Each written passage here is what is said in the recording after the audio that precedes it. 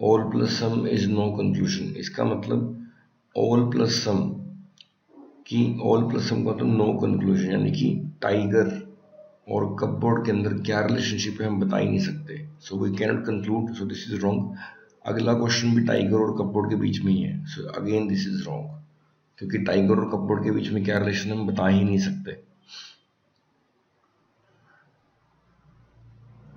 Now gems are pearls, now gems और pearls एक ही लाइन के अंदर आ रहे हैं, सम पर्ल्स आर जेम्स हमारी स्टेटमेंट में गिवन है। हमने पढ़ा था कि सम इज रिवर्सिबल, सम को आप रिवर्स कर सकते हो, like some A are B it mean some B are A. तो यहाँ से हम ये कह सकते हैं कि सम पर्ल्स आर जेम्स अगर गिवन है तो सम जेम्स आर पर्ल्स भी ठीक होगा।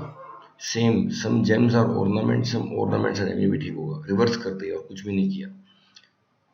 ऐसे अगर हम फिफ्थ क्वेश्चन को देखें, टीचर एंड पोएट, टीचर ये रहा, पोएट ये रहा, एडल्ट एडल्ट कैंसिल, जब भी हम इस तरह से कट करते हैं तो हम ऐसे ऐड करते हैं, तो some plus some is no conclusion. हमने पढ़ा था कि सम और सम के बीच में कोई कंक्लूजन नहीं हो सकता, तो यहाँ से हम ये कह सकते हैं कि adult adult cancel, some plus some is no conclusion, यानी कि टीचर और पोएट के बीच में क्या रिलेशनशिप है हम कंक्लूड कर ही नहीं सकते, so this is again wrong, this is again wrong.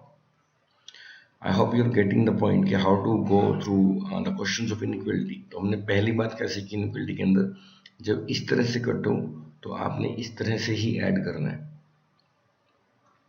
और जो भी रिजल्ट आएगा उस रिजल्ट को आपने इस तरह से पढ़ना है। This is the order we must follow while practicing the questions of inequality.